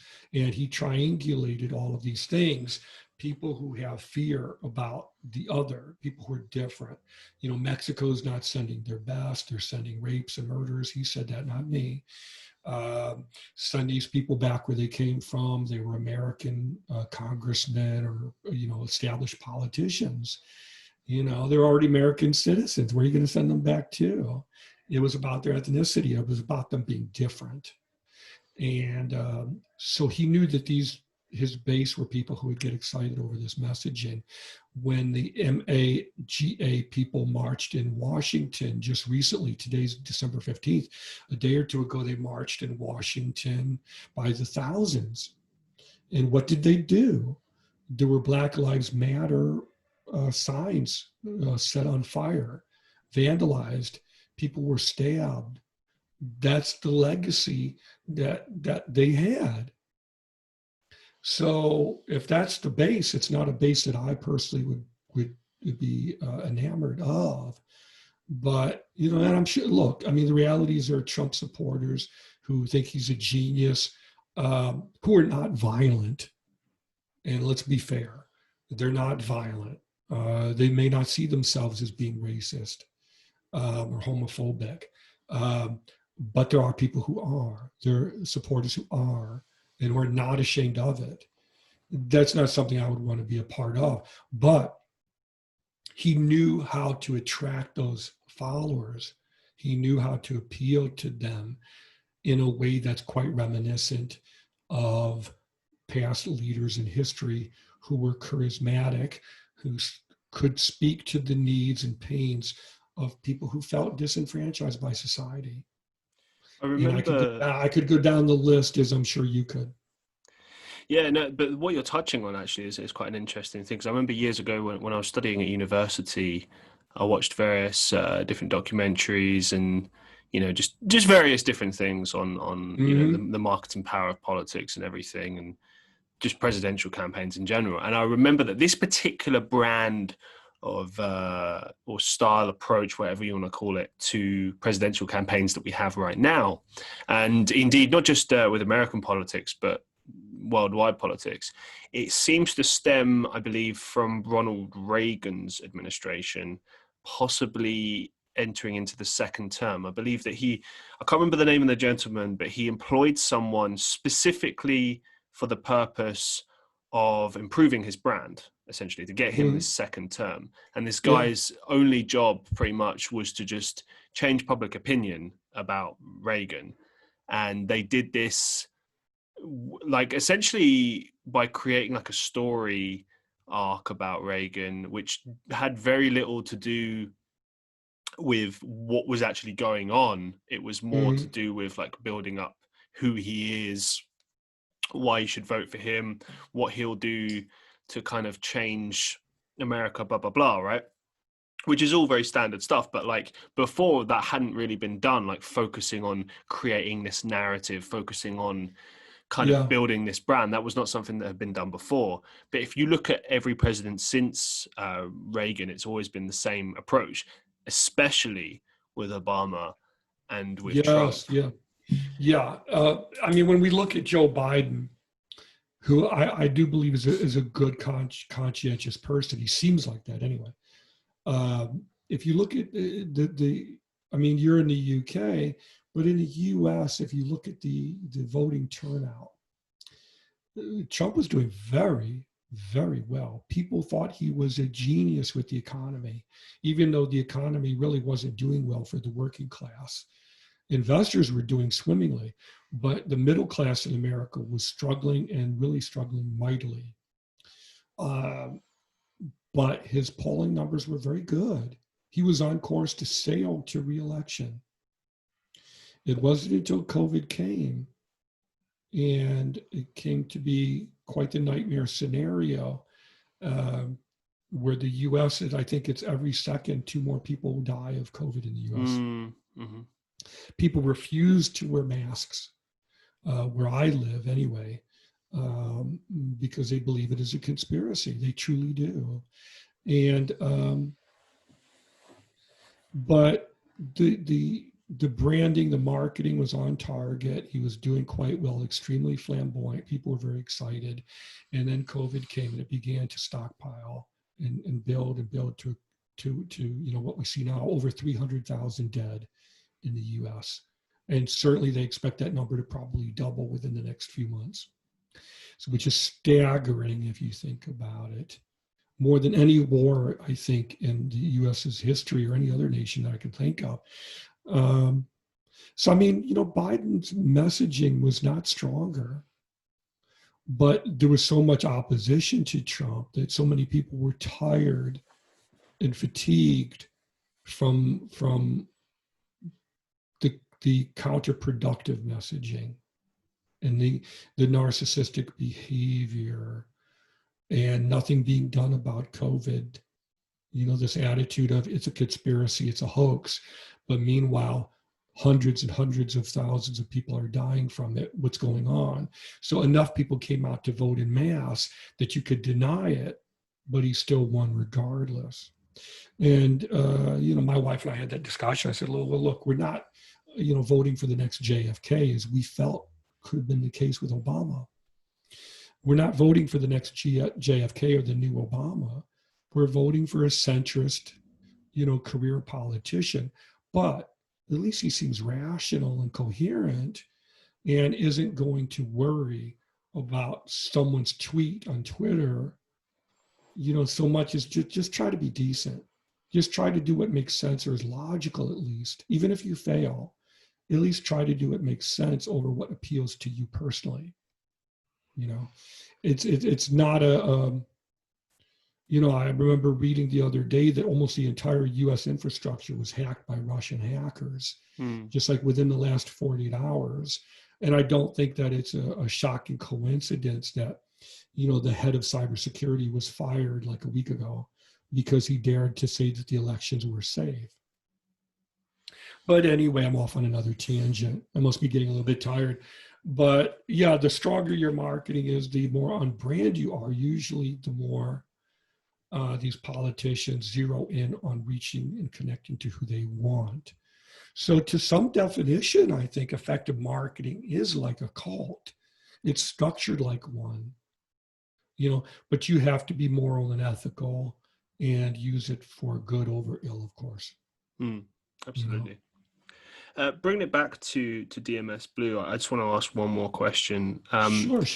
Given that you, as I mentioned in the blurb about it, you combine digital marketing and lean project management practices. Tell us a little bit more about what exactly you do with that and how you combine it and help your clients. Sure. It's not a simple answer, but basically it would be, let's say, for example, you contacted me and said, David, look, I'm this, nice, young, cool, hip guy. I play the guitar and I'm an actor and do voiceover work, and you're a cool guy. I want to become more of a brand influencer. Oh, I want to start my own business. Can you consult with me? Sure. Okay. I'll talk to you.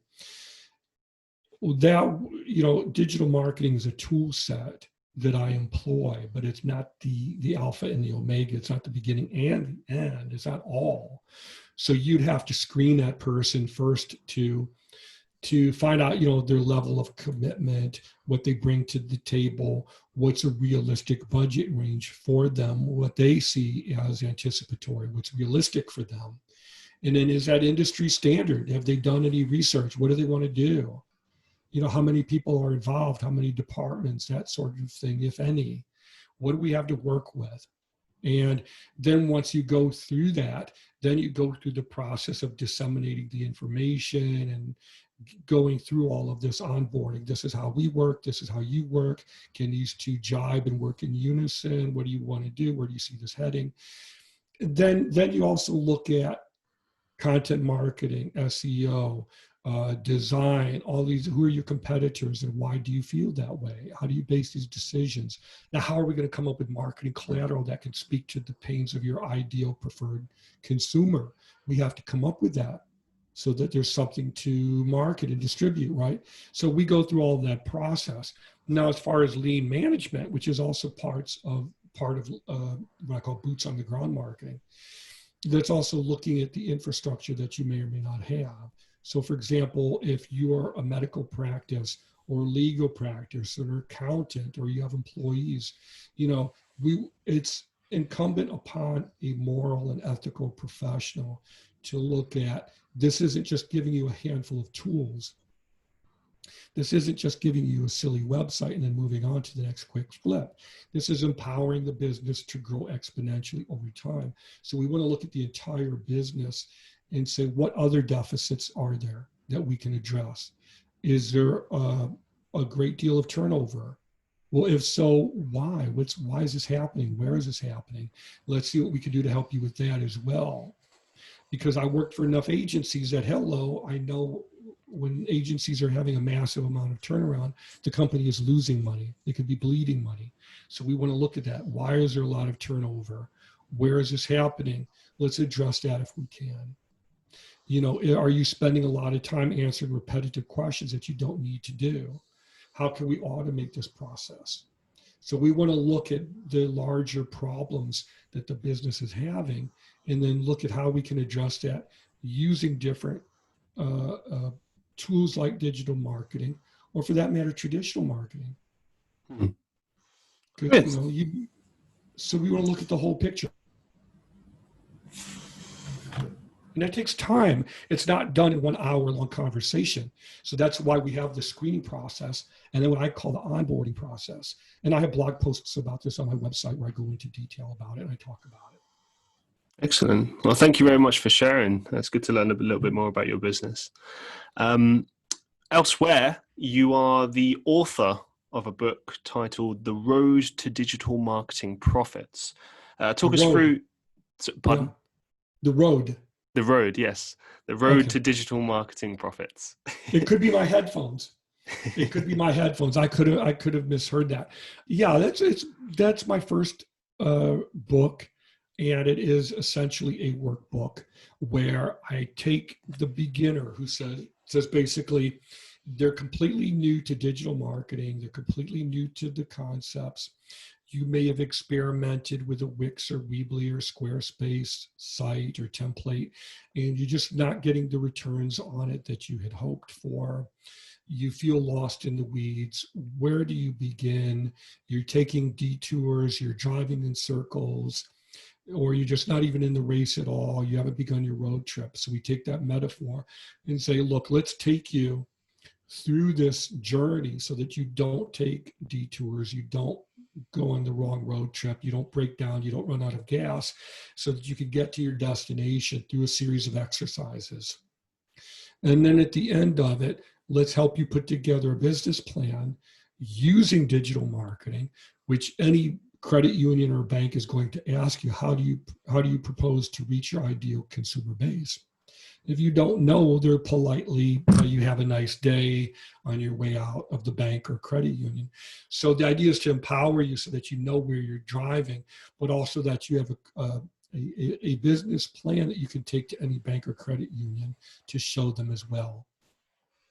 Yeah, so it's kind of like a beginner's guide almost. Like this is how you kind Yeah, of structure your pitch. This is how you kind of structure, right. your proposal. Absolutely. It's my first book.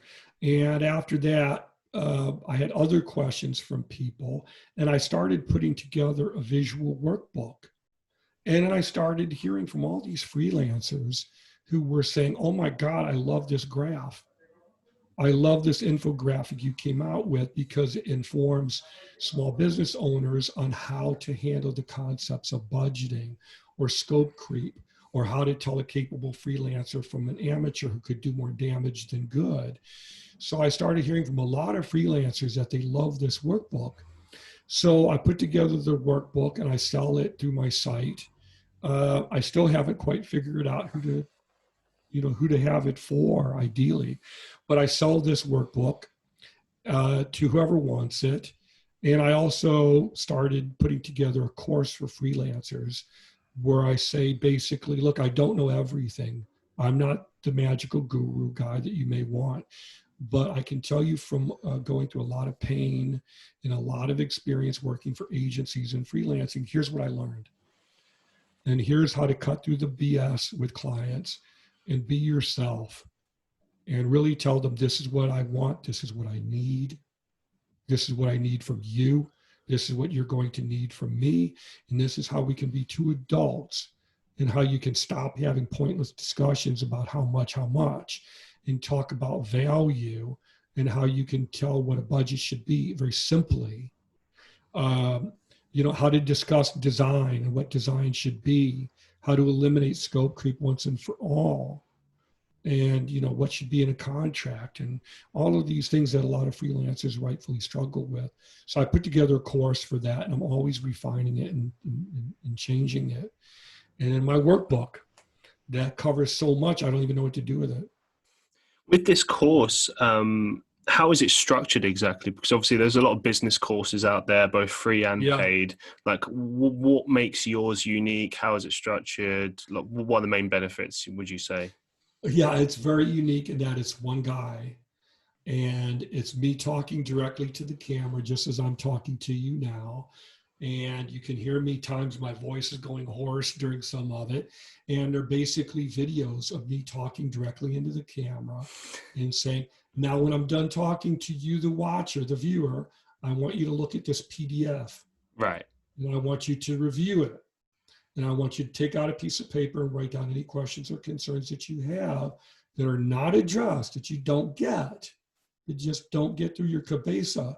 And at the end of this, I welcome you to schedule a free, video chat with me. where I'm happy to answer questions or concerns that you don't get the answer from. Okay, I got to Now, pause you I there. think I think it's very honest, and I think it's unique. Now, have I gotten any bullshitters call me and say that they want answers without purchasing the course? Yes, I have, and I look up their names and just say you didn't purchase the course, delete. But And with this, I have had some people purchase the course and ask me questions too. So I'm sorry to interrupt you. Go ahead. no. I mean, if anything, I'm interrupting you. I just what I wanted to probe on was it's okay. Obviously, you're not the only kind of business owner or course leader that has a Sure. sort of a course, whereas there's interactivity and the ability to talk directly to the course leader. But at the same time, do you not feel yourself sometimes getting like inundated with responses in that sense? I mean, like, it's one thing if you're getting like 5 or 10 people messaging in, but I assume it's a lot more. Does that not get kind of like a bit too much to handle? I mean, what do you deal with if the demand's bigger? Well, first of all, I automate. And again, which is what I recommend all the business owners do. I Right. do it too. You automate. I'm not on Zoom or Skype or Whereby or Jitsi or Blue Jean or whatever all day long with people. I don't have the energy level for it, and I'm not going to do it. Quite frankly, I have books I want to read and more courses I want to produce and more collateral I want to produce, just as I'm not on Twitter and Facebook all day, every day. I check it once a day and then I move on to work. But I schedule people through Calendly, or there's CVita, VCita, whatever it is. There's other tools that are just fine for automating it. You make your appointment and you book them months out. Okay. Now, and also let's be honest here. I'm not going to talk to someone, 1,000 times. I can't be everyone's friend, and we talk once or twice. And I try to answer their questions as very honestly as I can. There's a guy who I've corresponded with several times on Facebook who said, "Hey, I purchased your course. Can I ask you some questions?" Sure, go right ahead. Absolutely. And we corresponded about 5 or 6 times. And after like the sixth time, I just said, "Look, I've answered your questions. You told me that you understood the responses. You know what to do. The onus is on you to go do it now." Okay. He's purchased the course 6 times. No, one time. Oh, sorry. Okay, one time, but he's contacted you 6 times. Yeah. Okay. And I'm fine. I'm fine with that. I don't respond immediately. Right. Of course not. No, Let's no. be honest. And I would respond and say, "I'm happy to answer the question." That's Right. fine. After 6 times, I'm just, let's move on. You're asking me questions. I see a trend here. You're asking me questions I've already answered. Come on. You're going to have to be the one to do this. I've already offered to help you in certain areas that you're not interested in as well. Mm. I offered to get on a call with he and a client to help clarify matter. What else can I do? Hold on a second. So he has a client, and Yeah. you've helped him essentially like secure a sale or something, or clarify the terms of a deal or something. He had questions about different steps in the sales process and the onboarding process. I'm happy to answer those questions. What else can I do? I'm happy to do that. I really feel like that's going above and beyond. I don't think many people would do that. Right. And that's where I felt like after number 6, I just said, all right, enough is enough. Fair enough, yeah. And he had an issue with this supposed client who he didn't know how to articulate or how to put the information in the right turn of phrase or how to say it to the client. And I said, well, look, if you want to schedule it with me through my Calendly page, I'm happy to jump on the call with you and the client. I'll be available for 15 minutes or something. I'm not going to do this all day long. If this is a legitimate call with your potential client, I'm happy to jump on here and say, look, so-and-so has been a student of mine with this course. I'm a mentor. What is it you don't understand? What issues do you take with him? Let's talk about this as adults. I'm happy to help clarify any matters that are unclear that I, articulated to him or that you don't understand. What can I do to clear this up for a few minutes? I'm happy to do that. Now, like I said, he didn't want to do that. So, and after 5 or 6 calls, that's enough. And these are not all calls like we're doing now. These are questions on Zoom or Facebook over time. So not all of these were exhaustive calls. You were like, what do I do about this? Or how do you feel about this? What do you think about this clause in my contract? Well, I'm not a lawyer. I'll tell you my opinion as this person. I gotta say, like, I think that you're very I think you're very patient, and you do kind of do way more than I think the average business specialist would probably do. If I'm honest, I'm very conscientious, and again, knock on wood, thank God, I'm newly retired. I don't need the money. I like it, but I don't need it. And I don't work with most clients who contact me. I'll work with 1 to 3 per quarter. I really don't. I don't want more than that, because when I've done it, I don't have time to go sit out on the lanai and go read Philip K. Dick. I don't have time to go sit outside and scowl at the mailman and read Ray Bradbury. So if I work with 1 to 3 clients per quarter, I do have the time to, cook dinner with my wife or watch, what is a show we're hooked on now? The Vow, I think it's called, on HBO. Okay. I think it's called The Vow. It's a show on HBO about the Nexum cult in the U.S., the sex trafficking cult. I recommend it. In fact, I would say to you, based on our conversations, I think you would find it fascinating. I don't know if you have HBO, but look up The Vow. Cool. And if you don't like it, Christian, if you're not mesmerized by it, don't read about it. Just rent the docuseries. I predict you will really be hooked. And I was watching it, and we were on episode 3, and I looked at my wife and I said, you know what? This guy's marketing. He's actually a marketing genius, even though he's reprehensible slime as a person. He is a marketing genius. And as you watch it, more and more of it comes out that he is a marketing genius, but as a human, he's reprehensible. I have to say, actually, that's something I've never seen. Like, I would really like there to be like a documentary that just explores, cults in general as they pertain to marketing. Because I think that's a very good link right there. Because you think about like things like the Charles Manson cult and what is it? What's the name of that really crazy cult in the 90s? Heaven's Gate. No, Heaven's Gate. Jones. Heaven's Gate was the guy with the big giant eyes like this. Yeah. I always make my wife crack up when I do that, because I say, well, I have a sty in my eye, and I'll go like that, and she'll start cracking up. That was Heaven's Gate. And again, if you watch it, there's a lot of marketing in it. But the Nexium, I would submit to you, if you watch that docu-series called The Vow, you'll see marketing like you never dreamed. Damn, I'm gonna have to check this out. I think yes. And yes, it is dark, and I'm not recommending people watch it, go, okay, I'm gonna go do that. But anyway, email me. I'll definitely correspond with you afterwards, because I have some other documentaries, and that's part of being retired. I can read what I wish. I can take courses online, and I can watch some of these documentaries and classic movies I've always wanted to see. Citizen Kane for the umpteenth time. Paul Newman is The Hustler. Watch it yet again. But yeah, I still love marketing, and I still look for more depth and more substance in marketing.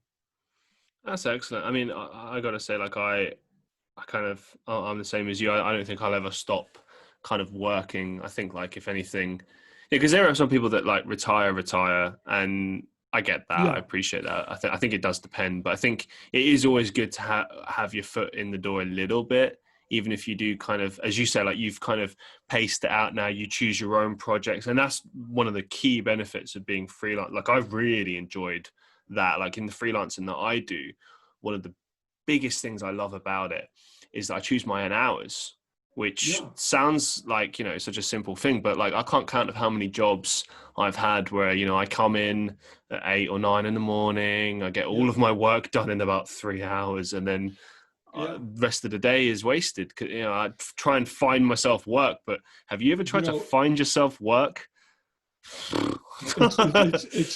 It is rough. You have to set the infrastructure, like we said earlier. You know, for 30 to 40 years of my life, I had quite bad sleep apnea, quite severe, actually. I was having something along the lines of 70 to 80 events per hour where my heart would stop and then restart per hour. So it was quite brutal. So for me, getting up and being at an office at 9 a.m. Was very rough. And now that I have the sleep apnea treatment, thank God, I wake up at 9 a.m. I feel great.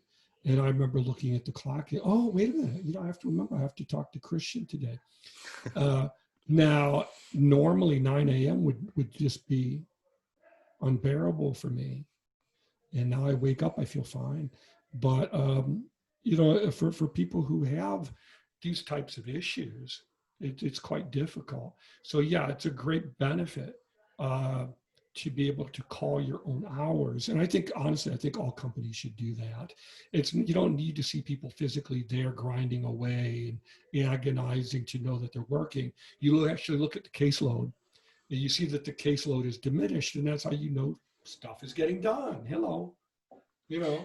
That's one of the biggest things, I think, when I look at this this COVID-19 situation and how it's changed, you know, business. Like I've said for years that remote working should and will be a thing. And it's kind of amazing how it's taken this to kind of push businesses in the right direction. But when you really think about it, a lot of the time, as far as marketing is concerned, at least, you don't need to physically be there to do your job. I mean, a lot of it is just being in an office for show. I mean, I remember working for a company, I won't say who, but I remember we had a perfectly fine, adequate office in a smaller building. And we moved to the very center of the city with the most, you know, biggest tower block there was, most expensive building, blah, blah, blah, right? Yeah. Now, this is an international company.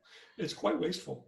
It really was. I looked at it and I was like, do you know what? Like, this is all for show. This is completely unnecessary. Yeah. And like, this is the thing. They've only started now, this year, to actually start having a base of operations where they physically invite sort of clients. Like they would sometimes do it to that office, but mostly it was just full of workers and that's it. So it's pointless, right? Yeah. Because that's the thing. If you're going to show something off, then you want it to be the sort of thing where, you know, clients can actually go there because then it serves that purpose. Otherwise, what's the point? You might as well just have like a small office that, you know, fits your staff but isn't particularly expensive because, you know, unless you're like Google and you're trying to really cultivate this perfect kind of work environment. You know, a lot of the time it's just business. Even Google could be 100% remote because what does Google do? For sure, no, but like I remember I've spoken to people about working at Google before, and the way it sounds to me is that like they're doing everything in their power to kind of keep you there. Do you know what I mean? Like, for example, you know, you can do your laundry there, you can sleep there, you can do this, you can do, like, they're doing everything they can to try and like stop you from going home. You know, the work never stops kind of thing. So actually, it sounds like a cult, doesn't it? In a way, yeah. Yeah, I mean, there was a guy I remember, I can't remember if Which is not to say that Google is a cult, so please don't sue me. Google is not a cult. No, I'm not suggesting but it's a fair, I think it's a fair perspective to have. I mean, because there's many people that leave that company disgruntled. And this is the thing, if you're into that, if you're in your 20s, like my age or younger, and, you know, you want to meet loads of people like yourself and you're really into your career and working and stuff, sounds great, right? But here's the thing, if you have a life beyond your job, as well, you should, right? But most people do. A place like that is not good for your work-life balance, because the work never ends. You know, like I'm a bit of a workaholic myself, but like I know when to kind of call it quits and rest and do something totally unrelated, or you know what I mean? It's important. Like I'll give you an example, right? I had like a series of articles that I had to deliver to this client this week. And I could have done it in theory all in one day, but I know the most effective way to do that is to spread it over 2 days because of other things that I'm doing, and also because I know how effective I'm going to be and how good quality the stuff is going to be if I spread it out and do that and give myself well-needed rest time. Because it's not just about the work itself. It's also about, looking after yourself. And, if you just work continuously this is why the whole 9 to 5 thing is a bit of a farce, because, they say like, oh, you work till you burn out, then you have your holiday. Right. But it shouldn't be like that. It should be like, can you really enjoy it? If you've already burned out and traumatized yourself, now you can have your holiday. Are you really going to enjoy it? Or are you going to be at your holiday saying, oh my God, I went through so much stuff. I'm trying to get to this point. And, now I feel so fractured from this experience. Don't let others call your life for you. Don't let them call the shots. Empower yourself to live the life that you want. But know that once you enter the forest, there are going to be wolves and snakes and other predators. Be forewarned. As we sort of bring everything to a close for today, do you have any upcoming projects or final thoughts that you'd like to share with our listeners? I really don't have any projects that I could alert anyone to at the moment. I mean, I'm working on some books, but excellent. I have to write them. I have to write them. Therein lies the rub, as they say. But I have the outlines for 2 more business books that I want to write that are very, very different. And I want to brush up my courses and make them even better. But other than that, no. I am the project. Life is the project, and I recommend everybody try to look at it like that. And of course, anyone who wants help with marketing in turning around a failing business can reach me by going to Google and typing in dms.blue, or go to that little address bar and type in dms.blue and hitting enter. And, excellent. Excellent. Now, thank you so much for agreeing to be a guest on the show. It's been really interesting talking to you, learning about your business, learning about how, your career, how you think about marketing and everything. I could talk to you for hours, if I'm honest. I mean, I'd be happy to do part 2 with you. There are days when I have mixed feelings about marketing, and, and I think you picked up on that. Marketing is not necessarily leading a cult, but there are elements to a cult, or that let's say that there are marketing elements that very effective cults do use. And in fact, one of the best-selling marketing books, Tribes by Seth Godin, he talks about creating your own tribe. I would take that concept a step further and say, go create your own cult. But it's with the caveat, obviously, that you must do things that are morally conscionable and do it for the good of humanity, not just for the individual. And there's much more to it. There's multi-level marketing, and there's other factors that go into this. But there are days when I feel 50-50 about it. Marketing can be used for good or ill, just like anything else. This glass that I have can be used to give me sustaining water, or it could be used for evil. I could use it to go and hurt someone. So it's the tool. And we have to remember that. And for any small business owner or entrepreneur, nonprofit or startup owner, my message for you would be to please realize that marketing that is effective, that delivers results, is a process that needs to be organized deliberately and structured and then acted upon. It's not a one and done physical item. It's not throwing a pound of rice at the wall to see what sticks. Not if you want to see some traction from it. It's not black and white. It's not super simple. It requires dissemination of information and finding out what is it that you really want to do and why. How serious are you about it? What do we have to work with? So that I feel I want to end things on a note that is as honest and as accurate as I can be. Excellent. Yeah, thank you so much for sharing. Really appreciate it. I'm sure our listeners will love to hear that. And yeah, I you know, completely agree. It's exactly how I see it too. I've made a conscious effort to kind of make sure that my marketing efforts are steering more in that direction and stuff. So Right. couldn't And I agree. would say, yeah, and I would say don't be a workaholic, Christian, as someone who's a little bit older. Don't be a workaholic. I Be love it in, though. I love it. I love work. Don't get me wrong. Don't get me wrong. Like, there's a difference. yeah, it depends. I think you have to love what you do, Yes. and then it's not like I always give myself a break. Like I always kind of treat it like that old slogan of work hard, play hard. You know, like some days I'm super lazy. You know, some days I don't do anything. It's just Yeah. most days I work really hard.